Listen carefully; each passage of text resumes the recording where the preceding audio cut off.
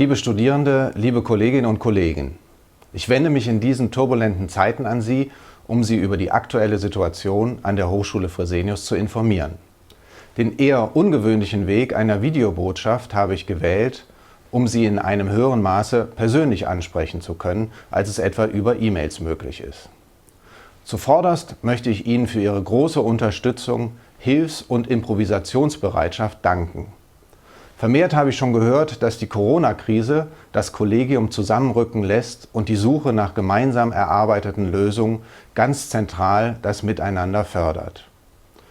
Ebenso muss ich alle Hochschulangehörigen um Nachsicht bitten, dass die Vielfalt der Herausforderungen es mit sich bringt, dass es manchmal ruckelt und klemmt und nicht immer alles sofort optimal laufen kann. Natürlich macht das Coronavirus nicht an den Grenzen der Hochschule Halt. Wir haben an der Hochschule Fresenius über alle 8 Standorte in Deutschland hinweg bislang 2 bestätigte Corona-Fälle. In beiden Fällen geht es den Betroffenen gut. Darüber bin ich auch ganz persönlich sehr froh. Diese Zahl ist momentan noch vergleichsweise gering. Helfen Sie uns daher bitte weiter mit, die Gesundheit aller unserer Beschäftigten und Studierenden zu schützen und zugleich die Ausbreitung des Virus einzudämmen. Aus diesen Gründen haben wir uns am 13. März entschieden, die Präsenzlehre vorerst auszusetzen und den Publikumsverkehr einzustellen. Wir haben Bibliotheken, Labore, Werkstätten, Kantinen geschlossen, Veranstaltungen abgesagt, Mitarbeiter ins Homeoffice geschickt. Kurz, wir haben das gesamte soziale Leben, so wie wir es bislang am Campus kannten, heruntergefahren. Wir haben uns diese Entscheidung nicht leicht gemacht, aber sie war absolut notwendig und unvermeidbar. Wir sind uns bewusst, dass die damit einhergehenden Einschränkungen in Einzelfällen zu Problemen oder Nachteilen führen können. Aber seien Sie gewiss, wir als Hochschule tun alles in unserer Kraft Stehende, damit wir alle gut durch diese Krise kommen. Keiner von uns kann zu diesem Zeitpunkt sagen, wann alles vorbei ist und wann wir wieder zu einem normalen Lehrbetrieb zurückkehren können. Wir sollten uns darauf einstellen, dass dieser Zustand noch Wochen, wenn nicht Monate andauern wird. Unser oberstes Ziel als Hochschule ist es, dieses Sommersemester trotz aller Widrigkeiten erfolgreich zu meistern. Wir sind uns bewusst, dass dieses Semester anders verlaufen wird als andere. Die besonderen Umstände sind für uns alle eine immense Herausforderung und erfordern viel Flexibilität, Kreativität und Improvisation. Die Hochschule hat jedoch den unbedingten Willen, die von ihr gewohnten Leistungen zu bieten, wenn auch auf bislang eher ungewohnten Wegen. Wir haben in dieser Woche online-basiertes Lehren und Lernen aufgesetzt. Hierbei werden die Lernplattform Ilias, aber auch weitere Formen des virtuellen Lernens eingesetzt. Alle Studierenden werden über ihre Studiendekaninnen genau über die neuen Formate informiert. Es gibt auch Erklärvideos dazu. Einen Großteil der Studieninhalte können wir in digitaler Form anbieten.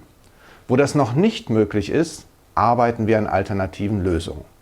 Sie können zudem sicher sein, dass wir für die Prüfungen in diesem Semester pragmatische Wege finden werden und dass wir Fristen großzügig auslegen.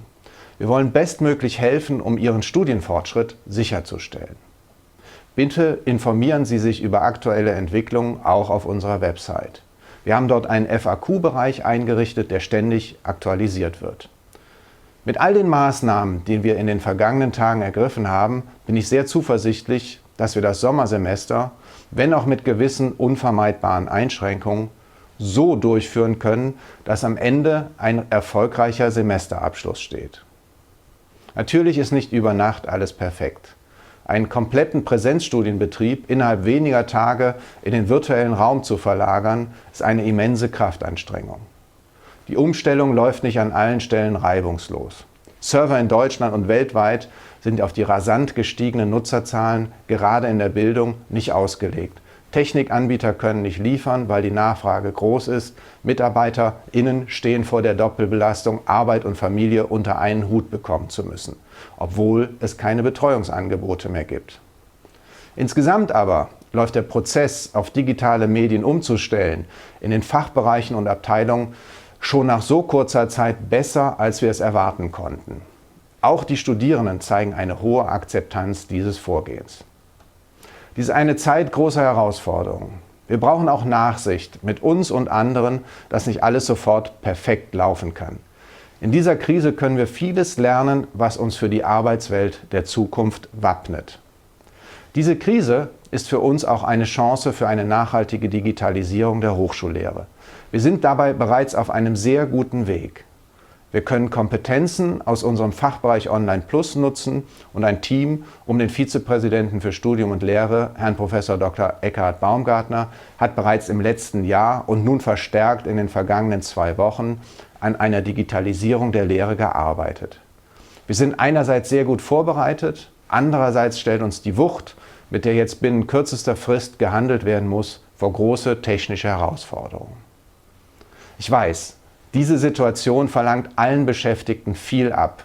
Wir alle haben so noch nicht gearbeitet. Kolleginnen sitzen zum Teil mit 2 kleinen Kindern im Homeoffice und geben Virtual Classrooms. Kollegen in der IT schieben Nachtschichten. Ich möchte daher diese Gelegenheit nutzen, Ihnen allen zu danken. Unseren Lehrenden möchte ich danken für ihren großartigen Einsatz, für ihre Flexibilität und ihr Engagement. Es macht mich glücklich zu sehen, wie Sie die digitale Herausforderung angenommen haben und tatkräftig umsetzen. Der Vizepräsident für Studium und Lehre, Prof. Dr. Baumgartner, hat mir zurückgemeldet, dass die Online-Lehre sehr hohe Akzeptanz findet und dass sich viele Kolleginnen und Kollegen mit großem Engagement daran gemacht haben, ihre Studieninhalte in digitale Formate zu übertragen. Mein Dank gilt auch unseren Mitarbeitern und Mitarbeitern in der Verwaltung. Insbesondere auch denjenigen, die bis jetzt an den Standorten, in den Studierendenservices, den Sekretariaten und Prüfungsämtern die Stellung halten und weiter beraten und helfen. Wir sind Ihnen für Ihren Einsatz zu großem Dank verpflichtet. Sie stehen dafür, dass wir unser Serviceversprechen an die Studierenden auch in diesen schwierigen Zeiten aufrechterhalten können. Unseren Studierenden möchte ich sagen, hören Sie nicht auf zu lernen. Nutzen Sie die digitalen Lernmaterialien, die Webinare, alle Möglichkeiten des virtuellen Austauschs, die wir Ihnen bereitstellen. Wenn Sie die Vielfalt der Lehrangebote nutzen, werden Sie es schaffen, dieses Semester trotz der erschwerten Bedingungen erfolgreich zu beenden. Und haben Sie Verständnis und Nachsicht, wenn nicht alles sofort perfekt klappt. Über Nacht mehr als 60 Studiengänge zu virtualisieren, macht man nicht mal ebenso. Auch wir befinden uns in einem Lernprozess. Manchmal wollen wir mehr, als die Technik hergibt. Mein dringender Appell geht schließlich an Sie alle. Passen Sie auf sich auf. Halten Sie sich an die empfohlenen Vorsichts- und Hygienemaßnahmen des Robert-Koch-Instituts. Vermeiden Sie alle nicht notwendigen sozialen Kontakte. Treffen Sie Ihre Freunde bei Facebook oder WhatsApp und geben Sie damit den sozialen Medien den besonderen alten und neuen Wert zurück, Beziehungen über Distanzen pflegen zu können. Die Leichtsinnigkeit, mit der Teile der Gesellschaft trotz der Pandemie ihren Alltag gestalten, ist verantwortungslos und birgt die Gefahr, dass es zu noch einschneidenderen Maßnahmen kommen muss. Bitte nehmen Sie also die Vorgaben aus Politik und Gesundheitswesen ernst, sehr ernst, um die Worte von Bundeskanzlerin Angela Merkel zu wiederholen. Die Verantwortung, größeren Schaden abzuwenden, fängt tatsächlich bei jedem Einzelnen an. Wenn wir alle diese Verantwortung annehmen, dürfen wir uns hoffentlich bald wieder auf einen ganz normalen Hochschulalltag gemeinsam mit unseren Studierenden freuen. Die Vorfreude darauf ist jedenfalls bei mir schon da. Helfen Sie alle mit und bleiben Sie gesund.